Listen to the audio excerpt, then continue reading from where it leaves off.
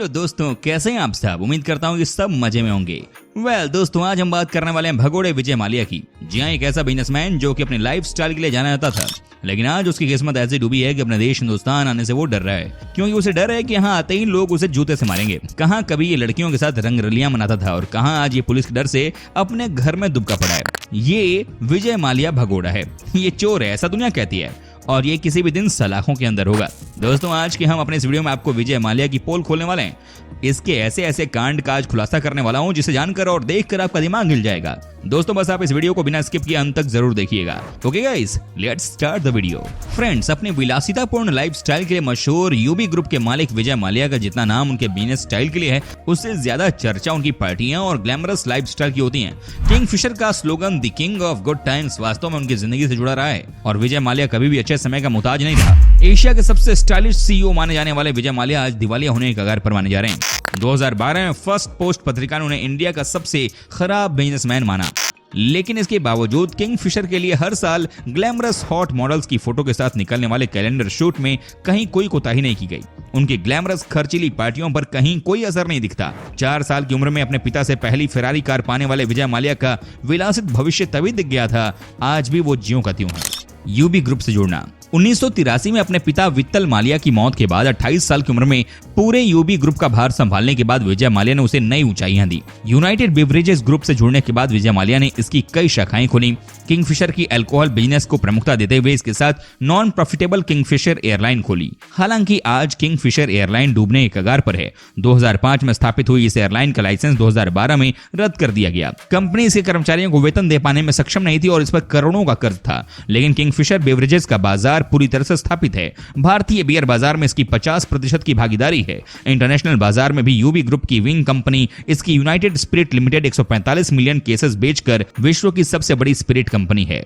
विलासित जीवन शैली। विजय माल्या की विलासित ग्लैमरस पार्टियां बॉलीवुड से लेकर हर बड़े घराने के लिए ब्रांड पार्टी है। दिवालियापन के कगार पर भी अपने वीआईपी और सेलिब्रिटी दोस्तों के लिए $60 मिलियन खर्च करके पार्टी देने में कोई हिचकिचाहट नहीं दिखाई दी। अपने बेटे सिद्धार्थ माल्या की 18वें जन्मदिन पर उन्होंने किंगफिशर उसे गिफ्ट कर दिया। हालांकि लोगों का यही कहना था कि डूबी हुई कंपनी देखकर अपना भार सिद्धार्थ को दे दिया है विजय माल्या ने। 6000 करोड़ का कर्ज किंगफिशर एयरलाइन पर होने के बावजूद माल्या बेंगलोर में भव्य किंगफिशर टावर बनवा रहे हैं। अगले 3 सालों में ये टावर पूरा हो जाएगा। 82 अपार्टमेंट्स वाले इस टावर में 72 अपार्टमेंट सेलिब्रिटीज को बेचे जाएंगे और अन्य माल्या और उनके परिवार के सदस्यों के लिए होंगे। किंगफिशर के लाभ नुकसान से अलग विजय माल्या ने सहारा फोर्ब्स इंडिया F1 टीम भी खरीदी। आईपीएल में रॉयल चैलेंजर्स बेंगलोर को लेकर भी वे खासा चर्चा में रहे। हालांकि ये सब विजय माल्या के विलासित शौक के साथ भी जोड़कर देखा जाता है, लेकिन ये उनके बिजनेस का बिंदास और बेतकल्लुफ स्टाइल रहा है। बियर बिजनेस से लेकर एयरलाइन बिजनेस शौक के साथ जुड़ा ये ग्लैमरस बिजनेस स्टाइल नजर आता है। विजय माल्या, शाही मिजाज और रंगीला अंदाज है इनका। एक बार एक यॉट में एक बिजनेसमैन ने पार्टी आयोजित किया था। उस पार्टी में बड़े बड़े लोग शामिल हुए। जब सभी लोग पार्टी का मजा ले रहे थे, तब नीचे डेक में वो बिजनेसमैन आने वाले किसी कारोबारी सौदे की तैयारी कर रहा था। ये बिजनेसमैन कोई और नहीं, भारत के मशहूर राजनेता Sahara Force India, Royal Challengers, McDowell's, Mohan Bagan और किंगफिशर ईस्ट बंगाल किन स्पोर्ट्समैन के मालिक विजय माल्या हैं। माल्या की खासियत है कि वो बिजनेस से जुड़े हर पहलू की बारीकियों को पहले समझते हैं, फिर उस पर दांव लगाते हैं। हालांकि किंगफिशर एयरलाइन के मामले में उनका दांव असफल रहा था। 18 दिसंबर 1955 को जन्मे विजय माल्या ने छोटी सी उम्र में ही खुद के अंदर कारोबारी समझ विकसित कर ली थी। महज 30 साल की उम्र में ही माल्या ने यूबी ग्रुप को अंतर्राष्ट्रीय स्तर पर एक बड़ी कंपनी बना दिया था। यूबी या यूनाइटेड ब्रेवरी कंपनी की ग्रुप स्थापना उनके पिता विट्ठल माल्या ने की थी। यूबी समूह शराब और मादक पेय उद्योग पर विशेष ध्यान देने वाली कई अलग अलग कंपनियों का एक विस्तृत समूह है। किंगफिशर ब्रांड इसका एक भाग है जो बियर बनाती है। शाही मिजाज। पहली नजर में विजय माल्या को देखने वाले लोग उन्हें एक ऐसे अय्याश की संज्ञा देते हैं जो रेमंड चश्मे और भारी महंगे गहने पहनने तथा फार्मूला 1 और क्रिकेट जैसे खेल को काफी पसंद करता है। देर रात पार्टी में मौज मस्ती करना और स्पीड बोट में खूबसूरत महिलाओं के साथ दिखने वाले विजय माल्या की छवि लोगों के दिलो दिमाग में बस गई। किंगफिशर का संकट। अपनी तड़क भड़क भरी जीवन शैली के लिए पहचाने जाने वाले उद्योगपति विजय माल्या पिछले 2 साल से किंगफिशर एयरलाइन के वित्तीय संकट की वजह से काफी विवादों में रहे हैं। 2004 में गठित हुई किंगफिशर एक समय भारत की सबसे बड़ी एयरलाइन कंपनी थी, लेकिन एयरलाइन के खर्चे इतने ज्यादा थे कि ये ऊंचाई ज्यादा दिन तक टिक नहीं सका। कहा जाता है कि यात्रियों को अपनी ओर खींचने के लिए किंगफिशर द्वारा एक अलग तरह की स्ट्रेटजी अपनाई गई, जिसके तहत फूड से लेकर इन केबिन एंटरटेनमेंट और एयर होस्टेस में ज्यादा से ज्यादा खर्चा किया गया। किंगफिशर का खर्च प्रति पैसेंजर जेट एयरवेज के मुकाबले लगभग दोगुना था। किंगफिशर एयरलाइंस में परोसे जाने वाले खाने का खर्च प्रति यात्री 700 से 800 रुपए था, जबकि जेट एयरवेज में यही खर्च 300 रुपए प्रति पैसेंजर था। खर्च में कटौती के मोर्चे पर माल्या बुरी तरह सफल रहे। शुरुआत में तो माल्या और उनकी कंपनी किंगफिशर की स्ट्रेटजी कामयाब रही, लेकिन जैसे जैसे कंपनी का खर्च बढ़ता गया, जिसमें 2008 के बाद अचानक कच्चे तेल के दाम में बढ़ोतरी भी शामिल है, उससे कंपनी का आर्थिक संकट भी बढ़ गया। वित्तीय संकट से गुजरने के बाद आखिरकार 2012 में किंगफिशर का लाइसेंस रद्द कर दिया गया। आज किंगफिशर एयरलाइंस पर कुल 7,000 करोड़ रुपए का कर्ज है। शौक से जुड़ा बिजनेस और धर्म। विजय माल्या उन बिजनेसमैन में से रहे हैं जिनका नाम बिजनेस से अलग अन्य गतिविधियों में भी रहा है। विजय माल्या धार्मिक माने जाते हैं। अपने किसी भी एयरलाइन की शुरुआत से पहले उनकी पहली उड़ान शिरडी की होती है।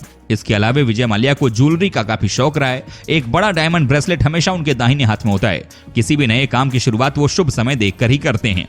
राजनीतिक और सामाजिक गतिविधियां। बिजनेस के अलावे माल्या की राजनीतिक गतिविधियां भी खासा चर्चा में होती हैं। 2010 से वे कर्नाटक से राज्यसभा के सदस्य भी थे। हालांकि उनकी राज्यसभा सदस्यता से इस पर कोई फर्क नहीं पड़ता, लेकिन देश की धरोहर को देश में लाने के लिए माल्या का नाम सभी बिजनेसमैन से अलग रहा है। 2004 में लंदन में टीपू सुल्तान की तलवार की नीलामी में विजय माल्या ही उसे खरीदकर भारत लाए। इसी तरह 2009 में महात्मा गांधी का चश्मा, चमड़े की चप्पल, घड़ी, अंतिम बार जिस प्लेट में महात्मा गांधी ने खाना खाया था, उस प्लेट को भी $1.8 मिलियन खर्च करके खरीदा था। भारत सरकार द्वारा नीलामी को न रोक पाने की स्थिति में माल्या के इस कदम की काफी सराहना हुई थी। एयरलाइन के बिजनेस में बड़े नुकसान के बाद कर्ज में डूबे विजय माल्या के रहन सहन, खर्चीले स्वभाव में कोई बदलाव नजर नहीं आता। आज भी पहले की तरह पार्टियां देना, बिंदास और बेपरवाह जीना भी एक प्रकार से विजय माल्या के साथ जुड़ा विवाद ही है। बिजनेस को ग्लैमर से जोड़ना एक प्रकार से माल्या की देन है। कूटनीतिक मोर्चे पर भारत को बड़ी कामयाबी मिली है। बैंकों का हजारों करोड़ रुपए लेकर फरार हुआ विजय माल्या जल्द ही भारत लाया जा सकता है। ब्रिटिश कोर्ट पहले ही विजय माल्या के भारत प्रत्यर्पण पर मुहर लगा चुकी है। माल्या पर बैंकों के 9,000 करोड़ रुपए नहीं लौटाने का आरोप है। माल्या पर मुंबई में बैंक धोखाधड़ी और मनी लॉन्ड्रिंग के केस दर्ज हैं।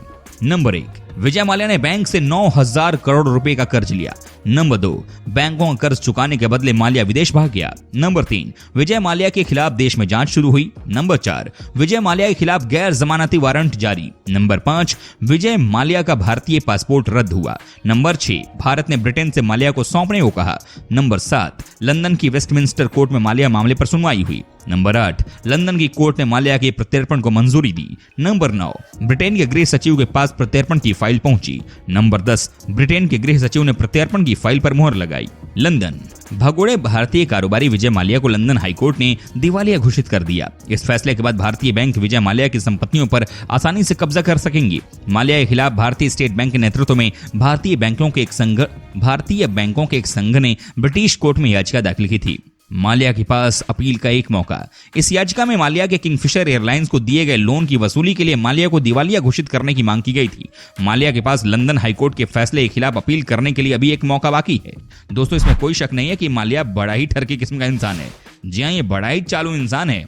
तो दोस्तों, ये थे भगोड़े विजय माल्या जुड़े कुछ बेहद ही चौंकाने वाले और दिमाग हिलाने वाले काले राज। उम्मीद करता हूं कि आपको हमारा ये एपिसोड पसंद आया होगा। साथ ही दोस्तों, अगर आपको इस वीडियो पर कोई राय देनी है तो आप हमें कमेंट करके अपना फीडबैक दे सकते हैं। हमें आपके कमेंट का रहता है इंतजार। और हाँ, अगर आप हमारे चैनल पर नए हैं तो प्लीज चैनल को सब्सक्राइब जरूर कर दीजिएगा, क्योंकि हम आपके लिए रोज ही इस तरह के वीडियो बनाते रहते हैं।